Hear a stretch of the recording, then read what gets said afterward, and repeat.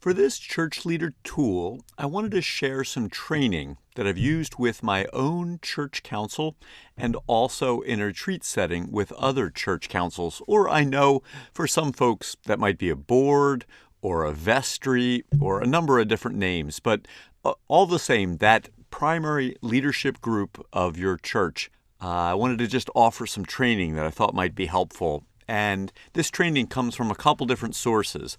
One of those is from the book Governance as Leadership. That's a very dense and expensive book, but it has a very simple idea that I think will be very helpful. We'll talk about later, called the Consent Agenda. I also really enjoyed and found helpful Sticky Teams by Larry Osborne, and have thrown in just a couple things that I've learned through the years with church councils.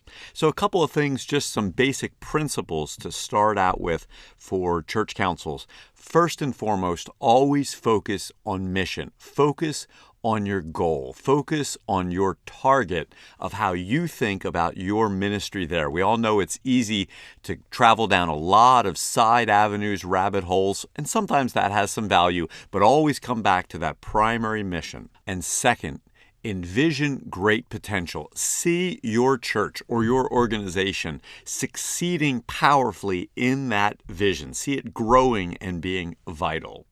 And then third, strategic planning should be developed to accomplish that mission and that potential, that growth. Your goal as a board, as a council, is to plan and help that mission and that potential come about. And then also engage in generative work around, again, that mission and potential. Now, that word is a word that comes directly out of Governance as Leadership. The idea is generating ideas, generating solutions. As you're working toward that, be generative in your mission, on your mission. Be generative around the topic of your mission. And then finally, bring clarity to difficult or ambiguous situations. And that, of course, is challenging sometimes, but that's part of what we're about, is to try and bring clarity to those things which are challenges, which for the church today is difficult, but it doesn't mean it can't be done. So that's some basic things to start out with. Now let me move on to some teamwork principles that will also be helpful. First, your group is meant to combine the individual gifts, talents, spirituality, experience, all the individuality you have, and bring that together in a collaborative environment. It takes all the variety and then drives it toward working together for that collaborations, that combination of all the gifts. I always say all of us are smarter than any of us individually. That requires that we speak up, but that we also stand behind our decisions. We've all heard about that situation where somebody says, "Oh, I didn't agree with that." Nope, you voice your thoughts and your opinions in the group, but then stand behind and work together toward whatever the group has chosen. We shouldn't tolerate disruptive behavior. We've all been part of groups where one or a few people just dominate the conversation. That limits, again, that sense of collaboration together. Then also, don't ignore conflicts of interest. Sometimes they occur, a spouse of a staff member or a very close friend, or there's times when someone just has to step back and say, you know what, I'm too close to that particular situation. Don't ignore those conflicts of interest. Now I want to share the idea of a consent agenda, which is a format for meetings that a number of nonprofits are starting to develop. The idea is that all of the reports for a meeting are due ahead of time. So in my particular context, we have a Tuesday evening church council meeting, and our goal is by Sunday night that all the reports that are needed are turned in. And again, in my situation, we use online storage for those reports. We put them on Google Drive. So the goal is that everyone will have reviewed all of the reports prior to the church council meeting. So everyone gets them in early, everyone reviews them early. I'm sure you can already see how this means that we're not actually sitting at a meeting reviewing reports. And for people who are more introverted or want to think more deeply, it gives them some time to reflect on what they've read. They come to the meeting well prepared. And then all of those items, all the reports that are turned in, by default are on the consent agenda. So that means that you can have one vote at which all of those things are approved. Now, that rarely happens and really shouldn't happen, but it means that things like the minutes, a normal treasurer's report, a normal report from different teams or committees can go on the consent agenda, and with one vote, they're all approved. Now, the trick is, from those reports, any member, anybody who's a part of that group, can go ahead and say, I'd like this item removed from the consent agenda. And in my context, then we call it the discussion agenda. So it brings only the important items from the reports to the discussion agenda.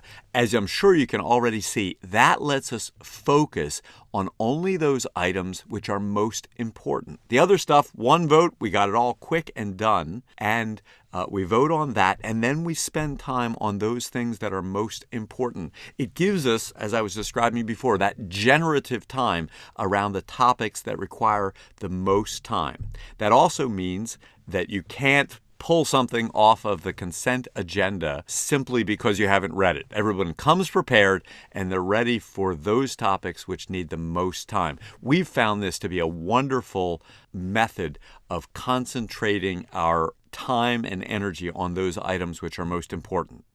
So let's talk a little bit about planning that will also help to accomplish this goal. One thing that Governance as Leadership suggests is create a yearly calendar. It's one of those generative topics.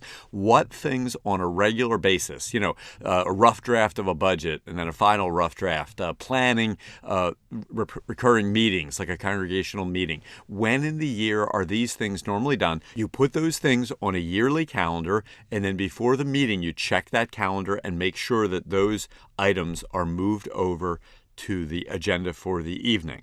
It also helps as the team is working if there seem to be big topics that deserve more attention than the church council can address. They can assign those tasks to a special sub-team. An example might be a constitution team that's going to work on adapting or changing the Constitution, or they could also assign them to a team that specifically has that task. Maybe there's a great conversation about worship, and so that gets assigned to the specific committee or team that's in charge of worship. Now, let me speak also for a moment about the roles of council and staff, whether that staff is small or large. It's best to think of this as one group with two specific functions. Again, the goal is the mission. Both the staff and council work toward that, but they have different functions in that.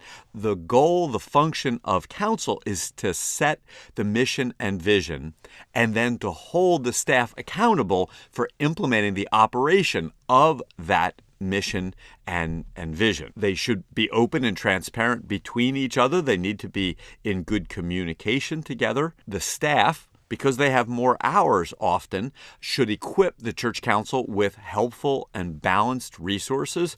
I love the story that Larry Osborne tells about bringing a decision and only giving one side, and that didn't make his board members trust him. He needed to be balanced in how he presented that information. And then the council needs to be careful of micromanaging the staff or even committee decisions, to let them do the work that they are assigned to do. And then let me just share just a couple of last-minute miscellaneous items as well. Sometimes a church council needs to be confidential. There are times when church council members actually need to go and ask and get feedback from family and friends in the church, but there are other times when an item is confidential and they should treat that item as such. Another thing is that serving on a church council or a board should be faith-building. I remember many years ago a new Christian describing that serving on a leadership team was a little bit like taking the behind-the-scenes tour of Disney World, and some of the magic was kind of lost in her experience of the church. What I said to her, however, was, okay, let's say you took the behind-the-scenes tour of Disney World, but you sat down next to the person who gets to play Mickey Mouse, and you discovered their love and their passion for being Mickey Mouse for kids.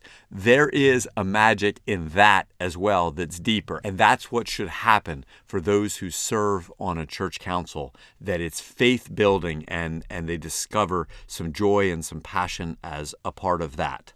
And then another thing to think on is that folks on a church board should be active in their congregation and in their faith. I heard somebody say it this way one time: if you work for Ford, you shouldn't be driving a Chevy. If you're on the leadership team of a church, then you need to be passionate about Jesus Christ and what your church is doing. Well, I hope these have been some helpful things for your board or your church council to grow and work effectively. Now, who do you want to share this with? Perhaps some other folks on your board to help them grow their leadership. Take care and God bless.